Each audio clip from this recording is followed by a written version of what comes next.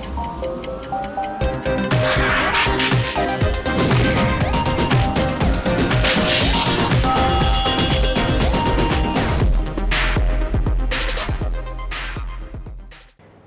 अभिनंदन, स्वागत है आपका एक बार फिर से ग्रेटर जम्मू वर्चुअल के इस कार्यक्रम 1 to 1 में। और आज हमारे स्टूडियो में एक ऐसी शख्सियत मौजूद है जिन्होंने आरटीआई एक्टिविज्म में अपनी एक ऐसी अनूठी पहचान बनाई कि वो हर जबान पर उनका नाम आता ही आता है। हम बात कर रहे हैं बलविंदर सिंह जी की। बलविंदर सिंह जी, आपका हमारे स्टूडियोज़ में बहुत बहुत स्वागत है 1 to 1 में आने के लिए। और सबसे पहले तो आपसे ये जानना चाहेंगे कि आरटीआई एक्टिविज्म आपने शुरू किया जैसे ही आरटीआई का बिल पास हुआ, तो क्या एक ऐसा आपके अंदर रुझान रहा था कि आपने आरटीआई को ही चूज़ किया सोशल एक्टिविज्म की ओर आने के लिए? देखिए, आरटीआई हमारी रियासत में काफ़ी लेट आया। सेंट्रल का एक्ट 2005 में लागू हो गया था। बिल्कुल। स्टेट में भी 2004 में आया था, लेकिन वो इम्प्लीमेंट नहीं हो पाया। तो देखिए, कहीं भी कोई काम करने के लिए आपके पास उस ऑफिस का जहाँ पर कोई आप समझते हैं कोई कमजोरी है, जहाँ पर फॉर्म्स करने की जरूरत है, तो जब तक आपके पास उसका डाटा नहीं आपके पास होता, फिगर्स नहीं होती, तो आप कहीं उसको प्रोजेक्ट नहीं कर सकते। तो तब हम किसी भी ऑफिस में जाते थे तो हमें कोई डाटा नहीं मिलता था। ऑफिशियल सीक्रेट एक्ट कोड कर दिया जाता था, भाई आपको नहीं मिलेगा। तो इसलिए फिर मैं इंतजार करता रहा भाई कब एक्ट हमारी स्टेट में आए तो मैं आरटीआई का यूज करके तो वो डाटा लेके, क्योंकि इन्फॉर्मेशन एक ऐसी चीज़ है, इन्फॉर्मेशन के बिना आप पब्लिक डोमेन में नहीं जा सकते। कभी किसी का कोई भला करना है, अगर कोई सोशल एस्पेक्ट को लेकर चलना है, जब तक इन्फॉर्मेशन नहीं आपके पास होगी। तो मैं पहले तो थैंक्स करता हूँ उन सब का जिन्होंने एक आरटीआई एक्ट की इंट्रोडक्शन हमारे कंट्री में की, क्योंकि पहला ये एक्ट ऐसा आया जिन्होंने, बाकी एक्ट्स तो आते हैं जो सरकार को एम्पावर करते हैं, पहला ये एक्ट है जिसने पब्लिक को एम्पावर किया, पब्लिक को इतनी ताकत दी कि आज एक रिक्शा पुलर से लेकर ऊपर तक कोई भी शख्स, छोटे से छोटे शख्स से लेकर प्रेसिडेंट ऑफ इंडिया तक उसको क्वेश्चन कर सकता है, उससे चीज़ें पूछ सकता है। तो तब मैं वेट कर रहा था भाई जब यूं ही एक्ट हमारी रियासत में आया 2009 में अप्रैल में, तो उसके बाद फिर तब मैंने अपनी सोशल एक्टिविज्म शुरू की।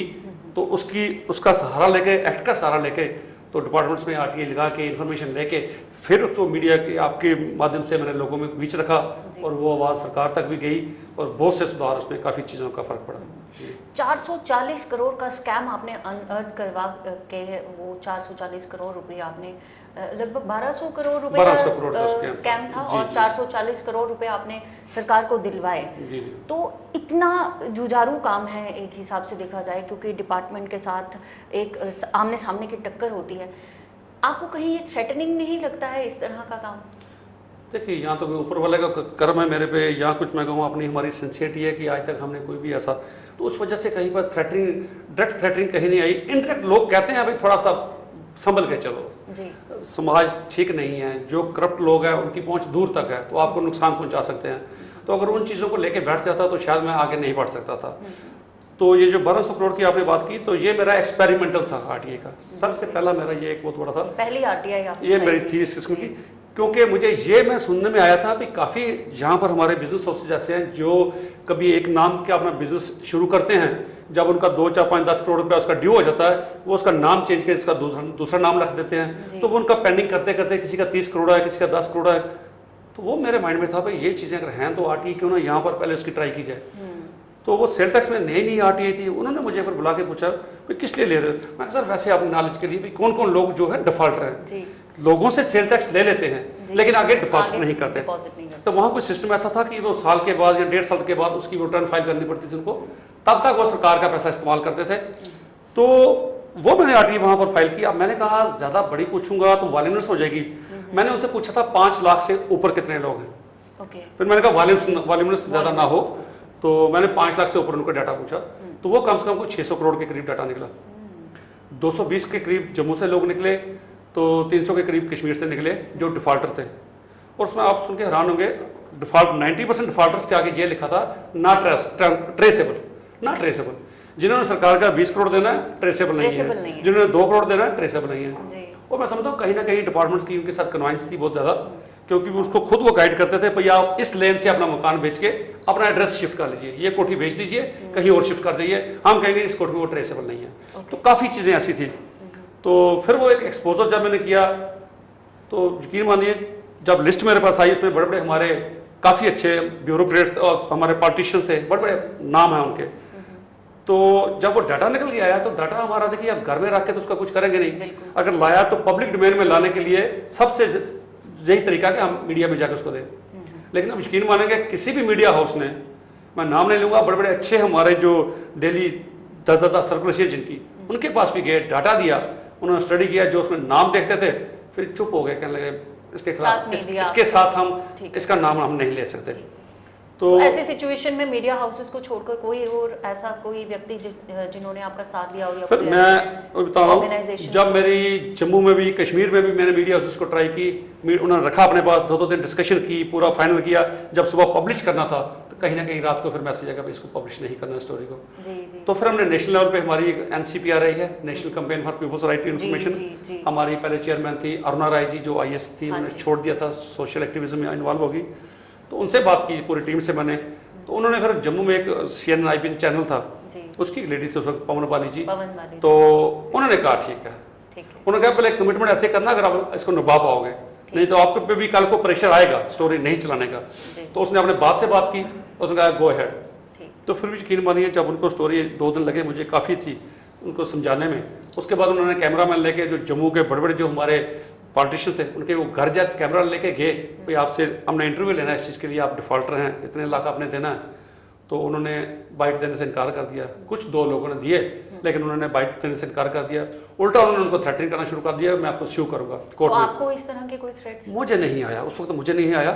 तो उन्होंने कोशिश की मीडिया हाउसेस को उस प्रिंट इलेक्ट्रॉनिक मीडिया का रोकने की, तो उनके बॉस को भी फिर प्रेशर गया। तो क्योंकि वो पहले कमिटमेंट कर चुके थे हमारे नेशनल टीम से, भाई ये मैं विड्रॉ नहीं करूँगी, आपने मैं प्रॉमिस जो किया पूरा करूँगी। तो यकीन मानिए जिस दिन वो स्टोरी चलनी थी, मैं भी घर से निकल गया कहीं, हम किसी होटल में बैठ गए, तो स्टोरी चली। तो बार बार जो स्टोरी जब चली तो 6-6.5 मिनट की वो स्टोरी चली। तो जैसे मीडिया हाउसेस बड़ा सेंसिटाइज करते हैं, सेंसेशनल न्यूज़ देते हैं, the most powerful man of the state, the right hand man of Omar Abdullah, the right hand man of chief minister. तो बड़ी एक इस किस्म की सेंसेशनल स्टोरी उन्होंने चलाई। तो उस वक्त थोड़ा सा मैं भी घबराया, मैंने कहा बड़े लोग हैं, मेरी अभी कोई पहचान नहीं है, कोई जानता नहीं है, ये पहला ही मेरा बड़ा एक्सपोजर है, तो कहीं मेरी लाइफ को भी थ्रेटनिंग हो सकता है। तो फिर मैं उस वक्त जम्मू छोड़ के ट्रेन में बैठ के सीधा कहीं बाहर चला गया, पंजाब में चला गया। तो लेकिन मीडिया के फ़ोन आने शुरू हो गए, भाई ये आपकी स्टोरी आई है आप। तो 2-4 दिन मैं नहीं आया। फिर जब 4-5 दिन के बाद थोड़ा सा मैंने देखा माहौल है, फिर मुझे चैनल ने बुलाया, भाई आप काम जो आपका वर्जन आप आके रखिए। तो फिर मैं उस वक्त मेरा चैनल में मेरी स्टोरी चली, उसने मुझे पूछा कि पहले तो उसे खड़े हुए सल्यूट किया, भाई मैं आपको सल्यूट करता हूँ, आपने बहुत बड़ा एक काम किया है, बहुत बड़े जो इसमें हस्तियाँ शामिल हैं, तो आप उनका बताएंगे। काफी हिम्मत चाहिए एक खुले तौर पर सबके सामने आकर किसी को चैलेंज करने के लिए, और वो भी जब इन्फ्लुएंशियल लोग आ गए। इन्फ्लुएंशियल लोग हैं, मुझे लोगों ने रोका भी, भाई ऐसा मत करो, आपकी जान को खतरा हो सकता है। तो मैंने कहा नहीं, अगर काम करना तो फिर खतरा नहीं देखना, अगर काम यही सोच के करूंगा काम करना तो फिर खतरा तो इन चीज़ों में होगा। अगर आपने एक्सपोजर निकालना तो खतरा होगा, अगर खतरा सोच के घर बैठ जाऊंगा तो फिर मुझे ये, फिर भगत सिंह अगर कोई कहे भाई भगत सिंह किसी और के घर में हो, मेरे घर में ना हो, तो मेरा काम हो जाए, वो पॉसिबल नहीं है, कहीं ना कहीं आगे ना पड़ेगा। तो फिर वो स्टोरी जब उस चैनल में गया तो उन्होंने मुझे कहा वो कौन कौन से लोग हैं। फिर मैंने मैंने कहा सारे, मैं सर इस वक्त मैं किसी को डिफेम करने के लिए या किसी की पर्सनल इमेज डेंट करने के लिए मेरा मकसद हरगिज़ नहीं है। मैंने कहा जो लोग हैं वो मीडिया में भी आए हैं, पहले उनका नाम आया है, और मोर ओवर मैं कोर्ट में जा रहा हूँ, वो कोर्ट भी देखेगा।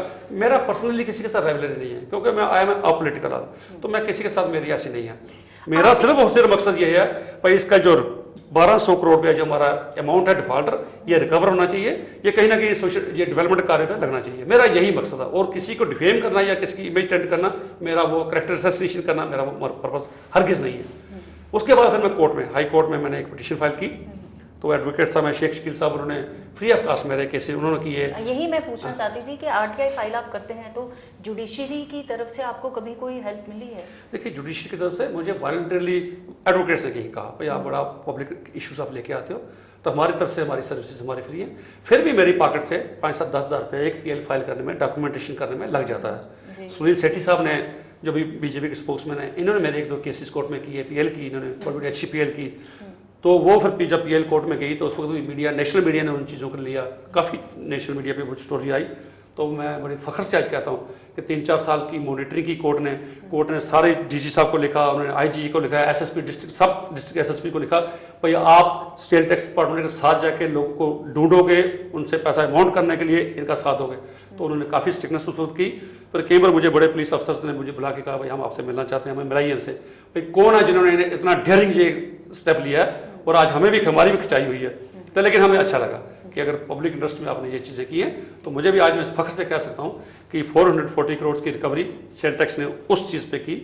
और उसके बाद वहाँ कमिश्नर थे कियाफत रिजवी साहब, उन्होंने मुझे बुला के भी शाबाश भी दी और मेरे एक नाम की रिकमेंडेशन GAD को लिखी, इस शख्स को सोशल कैटेगरी में अवार्ड मिलना चाहिए, क्योंकि हमारे जो कुछ कमजोरियां थी, जो पहले सिस्टम है, वो इनकी वजह से वो काफ़ी फ़र्क पड़ा। हमने अपने सिस्टम को ओवरऑल किया। इन फ्यूचर ऐसी कोई चीज़ हम नहीं करेंगे, लेकिन ये शख्स डिजर्व करता है, इसको कहीं ना कहीं अप्रिशिएट किया जाए। ठीक है, तो एक तरह की रिकमेंडेशन आपको भी मिली और एक रिकग्निशन भी आपको इस दौरान पे मिल गई थी। तो यूनिवर्सिटी का भी एक ऐसा ही आपने RTI फाइल किया था यूनिवर्सिटी के लिए भी, यूनिवर्सिटी के अगेंस्ट? सर, यूनिवर्सिटी के लिए कुछ लोगों की ये प्रॉब्लम आती थी कि उनकी जो रीवैल्यूएशन के लिए अप्लाई करते थे, लोग रीवैल्यूएशन के लिए अप्लाई करते थे, तो बच्चों का काफ़ी खर्च होता था। तो हमारा मानना था, अगर जो रीवैल्यूएशन लोग आपके पास अप्लाई करते हैं, जो लोग पास हो जाते हैं, उनका पैसा रिफंड होना चाहिए। उनका पैसा रिफंड, कि दूर दराज से आते हैं लोग, अफोर्ड नहीं कर सकते, और वो गलती आपकी होती है, उन बच्चों की कोई गलती नहीं। तो ये इन्फॉर्मेशन आप तक कहाँ से पहुँचती है कि जिस चीज़ को लेकर के आप RTI फाइल करते हैं? जैसे अभी यूनिवर्सिटी की अगर हम बात करें, देखिए कुछ चीज़ें तो हमें पब्लिक से जहाँ जाते हैं तो हमारी एक इन्वेस्टिगेटिव नज़र हर चीज़ पे रहती है, बनी रहती है। तो जहाँ जगह बैठते हैं, हम इर्द गिर्द देखते हैं, तो हमें कोई ना कोई पॉइंट वहाँ मिल जाता है। एक बार बाई चांस किसी शादी में किसी जगह पे गए थे, मैं नाम नहीं किसी भी जगह का कोट करूँगा, बहुत बड़ी हस्ती है जम्मू की। जब वहाँ बैठे तो सारे कहने लगे वो आ गया, RTI वाला आ गया। तो बैठ के कहने लगे यहाँ पर आपको RTI को कोई चीज़ नहीं मिलेगी। मैंने इर्द गिर्द नज़र चलाई तो वहाँ पर एक कंस्ट्रक्शन हो रही थी, बहुत बड़े शख्स, नामी शख्स हैं जम्मू के। तो कंस्ट्रक्शन हो रही थी, तो मैंने देखा, पूछने गए यहाँ तो नहीं कोई RTI का मिला? मैं मिल गया। क्या? मैं कहा ये जो कंस्ट्रक्शन हो रही है ये इलीगल होगी, इसकी JMC से परमिशन नहीं ली होगी, क्योंकि शख्स इतना इंपॉर्टेंट है, VIP है, इसकी नहीं लेगी। तो वो भी आज के कहने लगे यार आप कहीं ना कहीं वो निकाल ही लेते हो। तो क्या फिर आपने उस नहीं, फिर मैं नहीं किया, उस इश्यू पे नहीं किया। तो वो बड़ा उसमें फिर मैं थोड़ा सा नहीं था। तो कहीं ना कहीं आप लीनियंसी बरत भी देते हैं? तो देखिए, जहाँ पर हमारी कोई बस ना चले, जिनसे समझता हूँ अगर ये करने से मैं मेरे बाकी काम सफर करेंगे, फिर मैं कोशिश करता हूँ इससे पब्लिक का कोई इंटरेस्ट ज्यादा नहीं जुड़ा, इससे उसका पर्सनल इमेज थोड़ी सी होगी, भाई उसको म्युनिसिपैलिटी ने दे दिया। लेकिन मेरा मकसद होता है मैं जो काम करूँ उससे पब्लिक को फायदा हो। किसी एक का नुकसान करना मेरा वो इरादा नहीं है। मैं किसी का मैं पर्सनल इंडिविजुअल नुकसान कर दूं तो उससे उसको मेरा बेनिफिट नहीं मिलेगा। हाँ, लोग वाह वाही करेंगे, आप इस शख्स को आपने किया, लेकिन मैं वो नहीं चाहता। मेरा मकसद लोगों की खिदमत करना है, लोगों की जहाँ कोई प्रॉब्लम है, जेन्युइन प्रॉब्लम है, उनको रेज करना, और मुझे फीडबैक मिलता है। जी जी। आज भी मुझे पुलिस के बड़े बड़े अफसर्स मुझे फ़ोन करते हैं, प्रमोशन के मुद्दे हैं, उनकी कंफर्मेशन नहीं होती है, वो कहते हैं हम आगे नहीं आ सकते, आप प्लीज़ हमारे बिहाफ पे ये कीजिए। हमें रेवेन्यू डिपार्टमेंट से अंदर सीनियर अफसर कई बार कहते हैं, और लोग आके हमें कहते हैं भाई हमारी ये प्रॉब्लम है। तो इंडिविजुअली फिर मैं कोशिश करता हूँ इंडिविजुअली जहाँ फाइल ना करूँ, इंडिविजुअल भी आते हैं लोग, भाई हमारी ये पर्सनल प्रॉब्लम। मैंने कहा मैं ड्राफ्टिंग आपको, कोशिश यही रहती है आपकी कि जहाँ पब्लिक को बेनिफिट ज़्यादा मिले तो वहाँ, देखिए जहाँ पर आप इंडिविजुअली कोई लगाता है ना, आप RTI के ड्राफ्ट को देख सकते हो, उसकी इंटेंशन बता सकते हो, भाई ये शख्स ने RTI ड्राफ्ट किया है, इसकी इंटेंशन क्या है, वो फिर अंडर द टेबल डील करते हैं। आज भी मैं आपके इस माध्यम से कहूँगा, आज भी जम्मू में 2-4-5 लोग ऐसे हैं जो इंडिविजुअल एप्लीकेशन फाइल करते हैं, इंजीनियर्स को फाइल करते हैं, म्यूनिसिपैलिटी में जाके फाइल्स करते हैं, भाई ये मकान बन रहा है, इसकी परमिशन बताइए। भाई एक शख्स के यहाँ तो उसके घर के पास है, उसकी कोई बिल्डिंग के रूप परमिशन वायलेशन है तो वो पूछ सकता है। घर उसका कहीं है 2 किलोमीटर, अगर कोई मकान बन रहा है तो वो उसकी परमिशन मांगता है, उसके बाद वो उसके साथ डील करता है, ठीक है। म्यूनिसिपैलिटी में उसको कहते हैं यार उसने RTI लगाई है तो वायलेशन करेगा तो हम फंस जाएंगे, वो फिर उसके साथ डील करता है। तो इसलिए जो ड्राफ्ट है, जो आपकी ड्राफ्टिंग क्लियर कट इंटेंशन आपकी पता चलती है इसने ड्राफ्टिंग क्या की है और क्यों की है। तो मतलब RTI फाइल करने के लिए आपकी जो ड्राफ्टिंग है वो जेन्युइन होनी चाहिए। ड्राफ्टिंग जेन्युइन होनी। आप किसी शख्स को पूछ लीजिए, लोग इंजीनियर्स को पूछते हैं जी आपकी सैलरी कितनी है, आपने लोन कितना लिया है, आपकी बिल्डिंग पर आपके पास कितनी प्रॉपर्टी है, ये चीज़ें हमारे RTI की प्रीव्यू में नहीं आती, लेकिन वो उनको पूछ के, और मैं समझता हूँ इंजीनियरिंग विंग की कहीं ना कहीं कुछ कमजोरियां रहती हैं, तो वो बेचारे उस कमजोरी के अपने आप को छुपाने के लिए स्कम्प कर जाते हैं, उसके प्रेशर के आगे उसको कुछ ना कुछ दे देते हैं, तो उनके मुंह में भी जैसे कहते हैं खून लग गया, तो उनको आदत पड़ गई है भाई एक्शन की कमजोरी है, इंजीनियर्स की कमजोरी है, तो जिस अफसर की कमजोरी है जाके उसको पर्सनल हिट करते हैं तो उनको कुछ ना कुछ देता है, तो वो तो इसलिए हम आके भी एक बार SSP साहब से मिले, भाई आप भी उन लोगों की कॉल कीजिए, भाई अगर किसी को लगता है ब्लैकमेल कोई कर रहा है हमें एनोनिमस दीजिए, भाई ये लेटर उसने दी है, उसकी कंटेंट से पता चलता है इसने ये RTI क्यों फाइल की, ये किसी की प्रोफेसर की इंडिविजुअल डिटेल क्यों मांगेगा, उसकी पर्सनल वाइफ, उसकी वाइफ की डिटेल क्यों मांगेगा, वहां उसकी अपना कुछ इंटेंशन ठीक नहीं है। और ये भी उससे पूछना चाहिए भी अगर आपने इतनी इन्फॉर्मेशन आज तक ली है उसको आपने क्या पब्लिक डोमेन में लाया। क्योंकि जितने भी आज तक अगर मैंने इस वक्त तक मेरी 700-800 के करीब मैंने एप्लीकेशन फाइल की है, तो मैं ये दावे से कह सकता हूँ कोई शख्स मुझे किसी भी वक्त आके पूछ सकता है अगर आपने ये आरटीआई फाइल की थी, रिप्लाई लिया था, उसका किया क्या। हर चीज जो पब्लिक इंटरेस्ट की होती है, जब मैं समझता हूँ सारे जवाब नहीं कई बार ठीक आते, जो चीज पब्लिक इंटरेस्ट की सामने आती है, जो सरकार की कहीं कमजोरियां सामने आती हैं, कुछ स्कैम सामने आता है, इमीडिएटली उसको हम मीडिया ला के प्रेस कॉन्फ्रेंस करके उसको पब्लिक डोमेन में लाते हैं। लेकिन जो लोग ब्लैकमेलिंग करते हैं उन्होंने कभी भी उन चीजों को पब्लिक डोमेन में नहीं लाया, सिर्फ वो अपने लिए रखते हैं डील करने के लिए। जी ठीक है।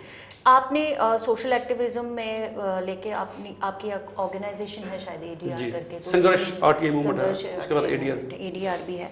तो आप लोगों ने लद्दाख फ्लड के दौरान भी शायद काम किया है जी, उसके बारे में कुछ जानना चाहेंगे कि ये प्रेरणा आपको कहाँ से मिलती है और किस तरह का आपने वहाँ पे संघर्ष किया, किस तरह की आपने कोताहियाँ देखी डिपार्टमेंट्स की अगर कहीं थी, तो उसके बारे में कुछ जानना चाहेंगे। जैसे हमने नाम लिया संघर्ष, यही मेरे माइंड में था, यही मैंने इसलिए इसका नाम भी संघर्ष आरटीआई मूवमेंट रखा था। तो बाकी मैं ये कहूँ कि हमारी, ये भी मैं फख्र से कहूँ कि हमारी कम्युनिटी के डीएनए में ही शायद ये चीज़ है। क्योंकि जब हम गुरुद्वारा में भी रोज़ अरदास करते हैं, हम सरबत के भले की बात करते हैं। तो सरबत का भला मैं इन द सेंस कहूँगा, अगर मार्केट में भी आप कहीं जाएँ तो अगर बाहर कोई एक्सीडेंट देखते हैं, कोई ऐसी चीज़ देखते हैं, तो मैं कहूँगा अगर 10 लोग निकल जाते हैं ना, तो सरदार जब कोई आएगा तो शायद ही कोई ऐसा होगा जो उसको ना अटेंड करे। वरना हमारी कम्युनिटी के लोगों को ये होता है इमीडिएटली जाके अपने काम छोड़ दो, उसकी सेवा पहले करो, उसको उठा के, जख्मी को उठा के पहले हॉस्पिटल पहुँचाओ। और पहले तो हमारे ये था, हमारे गुरुद्वारों में लंगर वगैरह दिया जाता था। फिर लोगों ने समझा भाई नहीं, खाली गुरुद्वारों में नहीं, जब कहीं कोई आपदा कहीं आती है, कोई फ्लड आता है, कहीं कोई ऐसी चीज़ें, अर्थक्वेक आता है, तो उन्होंने कहा भाई नहीं, आप गुरुद्वारों में रह के सेवा करनी, ये बड़ा छोटा सा मसला है, इसको बाहर निकलो। तो अब हर जगह वाइडर अप्रोच में, और यही नहीं बस सिर्फ दिल्ली में, हिंदुस्तान में ही, विदेशों में भी जहाँ जहाँ सिख रहे, तो मैंने कहा इस पैंडेमिक में भी, कोरोना में भी, इससे पहले जहाँ सीरिया में आए, नेपाल में आए, जहाँ भी फ्लड्स आए, खालसा एड की टीमें पहुंची और जो हमारी टीम्स हैं सारी बढ़ चढ़ के आगे निकल के उन लोगों की सेवा करने के लिए, खिदमत करने के लिए निकली है। तो हमें भी, हमारे भी डीएनए में शायद यही था कि हम सोच के निकले पर नहीं, अपने लिए अगर खाने के लिए है। सब किसी ने, हमारे एक संत थे, उन्होंने ये कहा था, इंसान में और जानवर में क्या फ़र्क है, सिर्फ ये कि जानवर किसी दूसरे के बारे में नहीं सोचता। अगर इंसान भी ऐसा करेगा तो उसमें और फिर जानवर में कोई फर्क नहीं है। अगर ये जीवन है, आपकी इतनी अच्छी सोच है, और शायद यही आपकी सोच रही है जिसकी वजह से, जिसको लेकर के आपने कोविड-19 के दौरान भी, इस पैंडेमिक के दौरान भी एक आरटीआई फाइल की ऐसी कि जिसके दम पर आज क्रिमेशन ग्राउंड्स अवेलेबल होती हैं। जी जी, तो उसके बारे में जानना चाहिए। देखिए, इस पैंडेमिक में बाहर निकलना अपनी जान जोखिम में डालने के लिए, और मैं ये भी कहूँगा कि मैं अपने घर में, I am the only son having 7 sisters, तो आप समझ सकते हैं घर का मैं कितना लाडला हो सकता हूँ। तो आज भी बेशक मेरी एज 60 के करीब है, लेकिन आज भी मेरे घर वाले मुझे कहते थे भाई बंद करो ये चीज़ें, अपनी जान जोखिम में मत डालो, जान है तो सब कुछ है, जान होगी तो बाद में भी लोगों की खिदमत करोगे। लेकिन मैं फिर भी पिछले 4 महीने में बाहर निकला, बाहर आया, प्रिकॉशंस ली, हाथों को सैनिटाइज किया, मास्क रख के बाहर गए। लेकिन मैंने इस दौर में भी 10, 12, 15 बार प्रेस कॉन्फ्रेंसेस की, क्योंकि मुद्दे ही ऐसे थे। पहले मैं चुप करके बैठा, लेकिन ज्यों ही जम्मू में पहली डेथ हुई एक सरदार जी की प्रीतनगर में, तो आपको ये भी बताऊं कि मैं क्रिमेटोरियम, जो शास्त्रनगर का क्रिमेशन ग्राउंड है, मैं उसका चेयरमैन हूँ पिछले 5-6 साल से। तो मुझे पुलिस अफसर का फ़ोन आया, इस शख्स की क्रिमेशन यहाँ करनी है, कोरोना का है।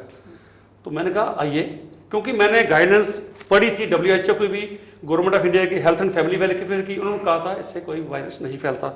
तो ये मुझे क्लियर था, मैंने उनको कह दिया ठीक है आप आइए। लेकिन एडमिनिस्ट्रेशन ने क्या सोचा, उसको वहाँ से ले गए जोगी गेट में। तो वहाँ पर जो हुआ सारे जम्मू वालों के साथ है, पूरे नेशनल लेवल पे लोगों ने देखा भाई जम्मू में किस कदर डेड बॉडी के साथ उस वक्त उनको वहाँ कजल किया गया, उठा के वहाँ डेड बॉडी वापस ले जानी पड़ी। उसके बाद फिर एक डोडा का शख्स गुजरा, उसकी डेथ हुई, उसकी बॉडी को लोग ले गए, सरकार ले गई दुमाना में, वहाँ पर यूं ही उसको आग लगाई, लोग दौड़ के आ गए। तो ये चीज़ें कहीं ना कहीं फिर दोबारा इन्होंने मेरी आत्मा को झंझोड़ा पे, नहीं आप घर बैठ जाओगे तो ये चीज़ें लोगों के साथ बेइंसाफी होती रहेंगी, तो मैं अपने आप को माफ़ नहीं कर पाऊंगा। फिर मैं बाहर निकला, फिर मैंने सरकार को क्रिटिसाइज किया, भाई आपने, अगर आप कहते हो हमने वार फुटिंग पे इसको लड़ने के लिए, कोरोना से लड़ने के लिए तैयारी करके रखी है, तो ये वार पहले ही, अगर आपने ये सोचा था कोरोना फैलेगा, तो ये भी तो जरूर सोचा होगा पर डेथ्स भी होंगी। अगर डेथ्स होंगी तो उसकी क्रिमेशन कहाँ होगी, क्योंकि आपने लोगों को सेंसिटाइज ही नहीं किया था। जो WHO की गाइडलाइंस थी, बाकी गाइडलाइंस थी, अगर लोगों को सेंसिटाइज किया जाता भाई इससे खतरा नहीं है, तो लोग, मैं समझता हूँ, अपोज नहीं करते, क्योंकि हर शख्स को अपनी जान प्यारी थी। उसने कहा अगर इसकी क्रिमिनेशन यहाँ होगी हमारे लोगों में भी रिस्क आएगा, तो इसलिए सरकार को सेंसिटाइज नहीं किया। सबसे पहले मैंने प्रेस कॉन्फ्रेंस की, भाई ये सरकार टोटल फेलियर रही है, लोगों को सेंसिटाइज करे और कोई ना कोई डेजिग्नेट करे क्रिमिटोरियम। मैंने LG साहब को भी लेटर लिखी, चीफ सेक्रेटरी साहब को भी लिखी, फिर यकीन मानिए फिर RTA का इस्तेमाल किया मैंने। 10 दिन के बाद LG साहब को RTA लगा दी, भाई जो मैंने रिप्रेजेंटेशन भेजी थी वो LG साहब के आगे कब प्रेजेंट की गई, और जो उसके ऊपर LG साहब ने क्या लिखा, क्या नोटिंग की, किसको लेटर लिखी, को डायरेक्शन दी, मुझे कापी दे दी है। यकीन मानिए हाईएस्ट कॉन्स्टिट्यूशन हमारा पोस्ट है LG साहब की, और वहाँ भी RTA का जवाब मुझे नहीं आया। गोलमाल आया, उन्होंने कहा जी आपकी RTA स्टेट को पहुंची थी, हेल्थ वाले इस इशू पे काम कर रहे हैं। अब मेरी फर्स्ट अपील लगी हुई है, मेरी 1 सितंबर को उसकी सुनवाई है, फर्स्ट अपील की। उसके बाद जब मैं आ गया, मैंने कहा यहाँ भी अगर नहीं कुछ हुआ तो मुझे ये भी एश्योर हूँ कि वो प्रेजेंटेशन मेरी LG साहब के आगे किसी ने रखी ही नहीं होगी। तो फिर मैं कोर्ट में गया, कोर्ट में मैं जा नहीं सकता था, फिर मैंने घर बैठ के ड्राफ्टिंग की। ये जो केसेस थे जम्मू में जो हुए थे डेड बॉडी के साथ, वो ड्राफ्टिंग करके हानवर चीफ जस्टिस ऑफ जे के हाई कोर्ट की मित्तल जी के आगे एक मैंने रिप्रेजेंटेशन बना के भेजी। तो उसमें ये मैंने दरख्वास्त की कि kindly treat it as a PI, क्योंकि ये एक बड़ा ही सीरियस मुद्दा है। लोगों के साथ ये हो रहा है, खिलवाड़ हो रहा है, उनके घर वालों के साथ एक ट्रॉमा में से गुजर रहे हैं वो। एक तो उनके साथ घर डेथ हुई है, दूसरा वो उसकी डेड बॉडी उठा के कभी नाले के किनारे, कभी तवी के किनारे। वो जड्डू फैमिली जिसके घर के 2 बच्चे, कोरोना वाला तो डेथ हुई समझ आती है, लेकिन 2 शख्स जो उसके साथ थे उनकी भी डेथ हुई। तो मैं कोर्ट में गया, तो कोर्ट से मुझे कोई रिस्पांस नहीं मिला, तो मैं भी खामोश हो गया, भाई अब कोर्ट के आगे मैं कुछ कह नहीं सकता। लेकिन एक बार मेरी डिविजनल कमिश्नर साहब से बात हुई, तो मैंने कहा जी ऐसे डेड बॉडी की क्रिमिनेशन, कहने लगे जी आपकी एक PI हमारे पास आई है। डिविजनल कमिश्नर जम्मू के संजीव वर्मा जी ने उन्होंने कहा जी आपकी एक PI जी हमारे पास आई है। तो उसमें फिर मुझे पता चला कि उन्होंने चीफ सेक्रेटरी को लिखा, सारे स्टेट एडमिनिस्ट्रेशन को लिखा, UT को, भाई आप डेजिग्नेट कीजिए, इस तरह लोगों को इस तरह ना कीजिए डेड बॉडी के साथ। Even dead body deserves to be a dignified cremation होनी चाहिए उसकी। तो वो उसके बाद इन्होंने स्टेट में हर जगह डिस्ट्रिक्ट में उसको डेजिग्नेट किया। तो जम्मू में इन्होंने वो 4 डेजिग्नेट किए, तो मैं समझता हूँ वो एक बड़ी अचीवमेंट थी, क्योंकि आगे डेड बॉडी के साथ ऐसा किया जाता था। तो ये 4 जब उन्होंने किए तो मैं समझता हूँ एक बड़ी अच्छी हुई लोगों के साथ। वो ये चीज़ें सरकार को करनी चाहिए थी, पर सरकार नाकामयाब रही, इसलिए कोरोना दौर में उठ के मुझे बाहर आना पड़ा। और मैं आज थोड़ा सा फख्र से कहीं ना कहीं आपको भी ये लगता है कि एडमिनिस्ट्रेशन लेवल पे और डिपार्टमेंटल लेवल पर काफ़ी कोताही रहती है, तभी लोगों को आपकी तरह RTI फाइल करके स्कैम्स वगैरह निकालने पड़ते हैं और बात करनी पड़ती है लोगों के हक की। देखिए हमें कोई शौक नहीं है और ना ही हम कभी नेगेटिविटी फैलाने की कोशिश करते हैं। हम बाहर उसी वक्त आते हैं जब हम देखते हैं सरकार यहाँ नाकामयाब रही, सरकार ने यहाँ सरकार का टोटल फेलियर है, पब्लिक सफर कर रही है, तब हमें बाहर आना पड़ता है। और दूसरा मुद्दा मैं आपको ये भी जोड़ दूँ, शायद आपने पूछा नहीं, कोरोना में ही जब हमने देखा, स्टडी किया, दिन को स्टडी करते हैं, रात को मैं 2 बजे के करीब सोता हूँ, स्टडी किया पूरा, बाहर स्टेटों में लोगों ने रेट फिक्स कर दिए, खास करके हमारे होम मिनिस्टर ने इंटरवीन करके कोविड टेस्ट के रेट फिक्स किए। तो 45 था, उन्होंने 2400 किया। तो उसके 1.5 महीने के बाद भी जम्मू में रेट नहीं फिक्स किया। तो लोड में कहते हैं सर 4500 नहीं अफोर्ड कर सकते हम, क्योंकि ऐसे तो सरकार टेस्ट करती है, लेकिन जो लोग प्राइवेट इंस्टीट्यूशन में जाना चाहते हैं इलाज के लिए, उनके लिए ये मैंडेटरी है कि आप पहले टेस्ट करें। तो उस टेस्ट की कास्ट थी 4500। फिर मैंने मेरे डायरेक्टर हेल्थ जम्मू से बात की, कहने लगे कि हमने लिखा है एडमिनिस्ट्रेटिव डिपार्टमेंट को। मैंने कहा इसको तो प्रायोरिटी में लेना चाहिए, लिखने की बात नहीं, अगर आपने अभी लिखी है तो शाम को उसका रिस्पॉन्स आना चाहिए। तो फिर मैंने प्रेस कॉन्फ्रेंस की, मेरी प्रेस कॉन्फ्रेंस के बाद, और मैं भी ये कहता हूँ कि मीडिया वाले बड़ा ही मुझे कॉपरेट करते हैं, क्योंकि उनको भी शायद पता है भाई ये बड़े पब्लिक इंटरेस्ट के मुद्दे लेके आते हैं और उनको बड़ी ही कॉपरेशन मिलती है मेरी मीडिया से। तो वो जब हाईलाइट हुआ तो very next day director health को ये आर्डर निकालना पड़ा, रेट फिक्स करने पड़े। तो उसके 2-4 दिन के बाद मुझे कश्मीर से फ़ोन आने शुरू हो गए, जनाब जम्मू में तो आपने कर दिया, कश्मीर में अभी नहीं हुआ। तो फिर मुझे किसी एक ब्यूरोक्रेट ने मुझे फ़ोन नंबर LG साहब का दिया। उन्होंने कहा बुलंदर जी आप बड़े अच्छे मुद्दे लेके आए हो, आप डायरेक्ट LG साहब के साथ इंटरेक्ट करो, तो वो मुझे लगता है आपकी बात ज़रूर सुनेंगे। तो मैंने उनका जब व्हाट्सएप नंबर लिया, तो उसके पहले तो उनको मेल की, उस मेल का मैंने स्क्रीनशॉट लेके LG साहब को भेजा। यकीन मानिए 26 को मैंने उनको मेल की, 27 को उन्होंने मीटिंग की। उस मीटिंग में उन्होंने इमीडिएटली कहा भाई मुझे RTI एक्ट्रेस ने ये कंप्लेंट की है भाई यहाँ पर ये टेस्ट रेट फिक्स नहीं है। तो जब नेक्स्ट डे 28 में एक्सेल्सर में फ्रंट पेज पे न्यूज़ आई है, उसमें भी ये बड़ी फराक दिली है, मैं समझता हूँ LG साहब की थी, क्योंकि कोई भी ब्यूरोक्रेट आपको क्रेडिट नहीं देगा कभी भाई इसने हमें कहा तो रेट फिक्स किया।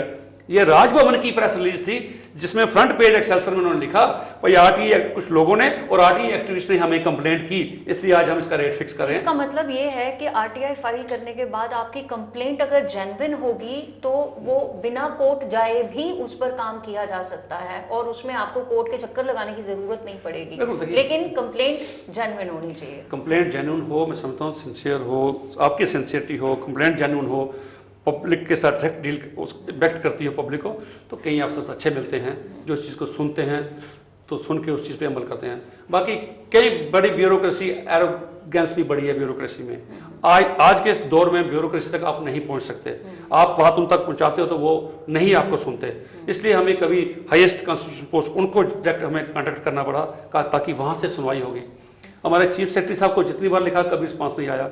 हमने फाइनेंशियल कमिश्नर डुल्लू साहब को जितनी बार लिखा, अर्जेंट केसेस हैं, मैंने कहा इन पे काइंडली इन पे, तो उन्होंने वहां से हमें कोई भी आज तक रिस्पांस नहीं आया कि हम कुछ इस इशू पे कर रहे हैं, तो तब हमें कोर्ट में क्वारंटाइन सेंटर्स के लिए या हेल्थ पॉलिसीज के बारे में आपने कहीं कोई बात कही? देखिए कल भी एक चैनल में लाइव था मैं इस इशू पे, मैंने पहले भी प्रेस कॉन्फ्रेंस इशू पे की थी कि home isolation is the best solution, क्योंकि आज भी लोगों के, क्योंकि हमारे हॉस्पिटल में जहाँ कोविड केयर हॉस्पिटल्स हैं वहाँ पर लोगों की कंडीशन ठीक नहीं है। अंदर से बहुत बार वीडियोस वायरल होकर बाहर जाते हैं भाई, वहाँ पर लोग बड़े डिप्रेस हो जाते हैं जाके, कोई डॉक्टर उनके पास पर्सन उनको अटेंड नहीं करता, दूर से उनको मेडिसिन फेंक दी जाती है। किसी को अगर कोई सिम्टम्स आते भी हैं उनको दूर से कहता है डोलो ले लो, अगर फीवर है तो डोलो ले लो, उसके नज़दीक कोई नहीं आता। तो वो अंदर से लोग फ़ोन करते थे हम बड़े यहाँ डिप्रेशन में जा रहे हैं, हमें यहाँ बड़ी प्रॉब्लम है। तो दिल्ली में जैसे 90% रिकवरी रेट हुआ जो होम आइसोलेशन में गए, तो जो पेशेंट जो पॉजिटिव आते हैं एसिम्प्टोमेटिक हैं, मैंने सरकार से पहले भी दरख्वास्त की, आज आपके माध्यम से फिर दरख्वास्त करता हूं कि home isolation is the best option, क्योंकि बीमारी से लड़ने के लिए आपकी माइंड में पॉजिटिविटी होनी चाहिए, आपकी विल पावर स्ट्रांग होनी चाहिए। तो जब उस वहां पर आदमी जाता है बिल्कुल अकेला पड़ जाता है। अगर फैमिली में रहेगा, फैमिली से दूरी बना के रहेगा, जिसके घर में सेपरेट रूम है, सेपरेट वॉशरूम है, तो ऐप उसने सेतु डाउनलोड की हुई है, अपने ऑक्सीमीटर से अपना टेस्ट कर सकता है, उसके लिए होम जो आइसोलेशन है बेस्ट है। वहां पर डाइट खाएगा, वहां पर सिट्रस फूड, होम आइसोलेशन में भी अगर रहेगा तो भी वो किसी अपने की निगरानी में रहेगा और अपना कभी भी नहीं चाहेगा कि नहीं हो कोई उससे डिस्टेंस बना के रखेंगे, सोशल डिस्टेंस बना के रखेंगे, तो घर के टीवी देखेगा, अपना उसका मन आगे बहलेगा, तो वो उसकी रिकवरी ज्यादा है। दिल्ली का मॉडल मैं समझता हूँ बाकी हिंदुस्तान में भी अडॉप्ट करते जा रहे हैं आप। तो रियासती सरकार ने भी पहले ऑर्डर निकाला था होम क्वारंटाइन का, आइसोलेशन का, लेकिन बाद में चीफ सेक्रेटरी साहब ने मना कर दिया, जम्मू में नहीं। लेकिन आज मैं फिर उनको कहता हूँ लोगों की कंडीशन बड़ी खराब है, आप टेस्ट करके देखिए, 10 दिन देखिए, होम आइसोलेशन में लोगों की रिकवरी ज्यादा होगी। वो एक्सरसाइज करेंगे, इम्यूनिटी बूस्टर डोजेज लेंगे, डाइट खाएंगे, सूप लेंगे, कुछ जूसेस लेंगे, तो जल्दी रिकवर होंगे बृहस्पति आपके हॉस्पिटल में, और वहाँ रश भी कम होगा। ये एक बड़ा मेरा इंपॉर्टेंट मुद्दा था कल की हमारे नेशनल टेलीकास्ट में भी, और आज आपके माध्यम से भी कहता हूँ इस इश्यू पे जरूर गौर कीजिए कि लोगों को होम आइसोलेशन के दीजिए। आपने डेड बॉडीज के लिए शायद कोई पीपीटी किट भी फ्रेम की है जिसमें आगे का पोर्शन जो है ट्रांसपेरेंट रहता है? देखिए मैंने एक बार आज से कुछ देर पहले प्रेस कॉन्फ्रेंस करके डिमांड की थी भाई, हमने कुछ वीवीआईपी को देखा था जिनका ट्रीटमेंट हॉस्पिटलों में किया जाता है, नारायणा में किया जाता है, तो लोगों को वहाँ एक्सेस नहीं है, लोग वहाँ नहीं जा सकते। तो मैंने इनको सुझाव दिया था, वहाँ पर जो आपने देखा होगा या किसी स्टेट का चीफ मिनिस्टर अगर कभी कोविड के केस में अंदर गया हॉस्पिटल में, वहाँ पर टीवी लगे हुए हैं, इवन के हमारे पॉलिटिशियन को डॉक्टरों ने कई बार गाने भी सुनाए। तो मैं समझता हूँ क्योंकि एंटरटेनमेंट बहुत जरूरी है। अगर शख्स एसओपीज की वायलेशन नहीं होनी चाहिए, अगर एसओपीज की वायलेशन नहीं करके, मैंने इनको सुझाव दिया था कि हर हॉस्पिटल, कोविड के हॉस्पिटल में अंदर टीवी लगा दीजिए ताकि वो वहां देखें, थोड़ा एक सोर्स ऑफ रिक्रिएशन रहे, थोड़ा रिक्रिएशन रहे, उनका ध्यान आगे पीछे जाए। सुबह से लेकर शाम तक कोरोना को देख के वो डिप्रेस हो जाते हैं, तो उनका विल पावर खत्म होती है। एक वो डिमांड की थी। दूसरी हमने डिमांड की थी कि पेशेंट्स को जो डेड बॉडी होती है, कई बार क्या करते हैं हम, कोई विदेशों में रिश्तेदार को रहता है ना, वो कहते हैं अभी क्रिमेशन नहीं करना, 2 दिन वेट करना, मैं आ रहा हूँ, कोई भाई बहन बाप या कोई भी, तो उसको मार्चरी में रख दिया, अंतिम दर्शन करने के लिए मार्चरी में रख दिया जाता है। तो उसकी वेट करते हैं, किस लिए? उसके सिर्फ अंतिम दर्शन करने हैं। बड़े बड़े वीवीआईपी को गाड़ी में लगा दिया जाता है, लोग आके अंतिम दर्शन करते हैं। ये एक रिवाज है हमारे में, और घर वालों के लिए बहुत बड़ी चीज होती है। तो लेकिन ये जब कोरोना में जब डेड बॉडी को पैक करते हैं, ये ब्लैक शीट होती है, उसको पैक करते थे, तो ये भी मेरे दिल में था भाई नहीं, ये लोगों के साथ कहीं ना कहीं अन्याय कर रहे हैं। तो क्योंकि हमारी डायल टोन भी सरकार ने रखी है कि बीमारी से लड़ो, बीमार से नहीं। तो उस बेचारे का कोई दोष नहीं है, अगर जो उसको कोरोना से अफेक्टेड हो गया, उसका कोई दोष नहीं है, उसके घर वालों का कोई दोष नहीं, तो क्यों ना हो। तो उस वक्त मैंने सुझाव दिया था सरकार को, भाई एक जो पीपी आप पॉलिथीन की पॉलीमर की शीट बनाते हैं उसका अपर पोर्शन 1-1.5 फुट का ट्रांसपेरेंट रखिए, ताकि घर वाले अपने उस रिलेटिव के उसके दर्शन कर सकें, अपने किसी सके संबंधी के दर्शन कर सकें, उनके दिल में ये अरमान रहे भाई हमने अंतिम बार देखा नहीं। और दूसरा इसमें एक और फायदा भी ये होगा, पंजाब में भी एक दो वीडियो वायरल हुए जहां डेड बॉडी ही चेंज होगी। एक शख्स अपने ग्रैंडफादर की डेड बॉडी लेने गया, वो देख के हैरान हुआ, कहता मेरे ग्रैंडफादर की हाइट तो 6 फुट से ऊपर है, ये डेड बॉडी बड़ी शॉर्ट सी है, ये मेरे डेड नहीं हो सकते। उन्होंने नहीं ये वही है। जब उन्होंने इंसिस्ट किया, मीडिया बुला लिया, प्रेशर पड़ा, जब डेड बॉडी खोली वो फीमेल की थी। तो मैं समझता हूँ एक वो चीज़ भी खत्म हो जाती है, ट्रांसपेरेंसी हो जाती है, और दूसरा अपना उसके दीदार अगर कर जाएगा तो मैं समझता हूँ ये बहुत बड़ी चीज़ थी। तो आज मैं आपको फख्र से कहता हूँ, आज वो मैंने चीज़ें मंगवा ली हैं, मैं कल जाके वो प्रिंसिपल साहब को वो गिफ्ट करूंगा अपनी तरफ से, भाई ये मैंने मंगवाई है। अब आगे मैंने MD J&K medical supplies corporation से भी बात की है, उन्होंने वो भी एग्री कर गए। सुपरटेंडेंट से बात की दारा सिंह जी से, वो भी एग्री कर गए। डिंगरा साहब से बात की प्रिंसिपल साहब से, वो भी एग्री कर गए। तो एक हेल्पिंग हैंड आपको उसमें मिल जाएगा, एक मैं उनको दूंगा सरकारी तौर पर ये किट्स अवेलेबल हो जाएंगे। कल मैं उनको सैंपल दूंगा, भाई ये 30-35 किट मेरी तरफ से गिफ्ट हैं उन लोगों को जो अपने सके संबंधियों के चेहरा देखना चाहते हैं। शुरुआत में कर रहा हूं, तो आगे आप देख के इसका इमीडिएटली ऑर्डर दीजिए। मैंने कंपनी से बात की है, 4-5 दिन के अंदर वो जम्मू 400-500 किट मंगवा लें, कुछ श्रीनगर भेज दें, कुछ जम्मू के लिए रख दें, ताकि लोगों का ये शिकवा भी दूर हो जाए। मैं एक लास्ट वर्ड आपसे चाहूंगी इस बात को लेकर के कि किस तरह से हम अगर RTI फाइल करें तो हम डरे ना, और किस तरह की जेन्युइनिटी लेकर के हमें RTI फाइल करनी चाहिए। देखिए RTI, एक तो लोग जो फाइल करेंगे, लोग तो अपने लिए अपने ग्रीवेंसेस के रिड्रेसल के लिए फाइल करते हैं, तो उसमें तो उसका अपना पर्सनल मुद्दा, डिपार्टमेंट से कोई अगर डॉक्यूमेंट्स नहीं मिल रहे, कोई रेवेन्यू कार्ड लेना है, अगर राशन कार्ड अप्लाई किया तो नहीं मिल रहा, वो RTI लगा के पूछ सकता है भाई इसका प्रोसीजर लेट और नाम्स क्या हैं, तो मेरे इस राशन कार्ड को इतना टाइम क्यों लगा। तो उसको डरने की जरूरत नहीं। हाँ, जहाँ जहाँ एक्टिविज्म जो लोगों में है, जो लोग समाज की खिदमत करना चाहते हैं या बड़े बड़े लोगों को एक्सपोज करना चाहते हैं, जहाँ करप्शन है, तो ये तो थोड़ी हिम्मत की बात है, थोड़ा उसके लिए भगत सिंह तो बनना ही पड़ेगा। देश को आज़ाद कराने के लिए अगर भगत सिंह जैसे लोग भी ना होते तो मैं समझता हूँ देश इतनी जल्दी आज़ादी ना मिलती। ठीक है, नॉन वायलेंट तरीके से भी ली, लेकिन उसके साथ साथ ये वायलेंट के तरीके भी कारगर साबित हुए।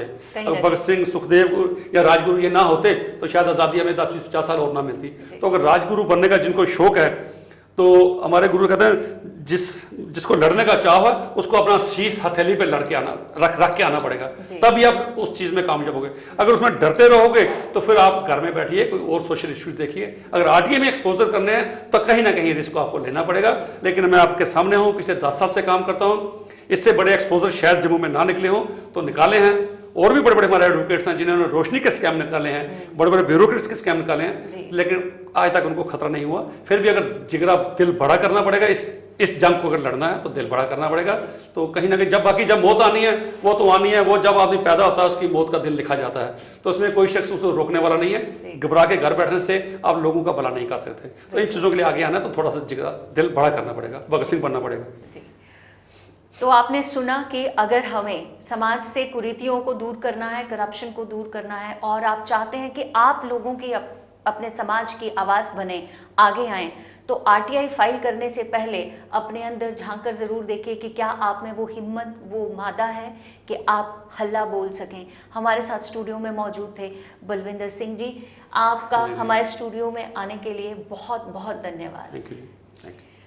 अगले एपिसोड में फिर एक और हस्ती के साथ आपकी मुलाकात कराएंगे, आमने सामने की बात कराएंगे, सीधी बात कराएंगे इसी कार्यक्रम 1 to 1 में। तो देखना ना भूलिए ग्रेटर जम्मू वर्चुअल का ये कार्यक्रम 1 to 1 मेरे यानी बिंदिया तिक्कू के साथ। This is Bindiya signing off for greater Jammu virtual.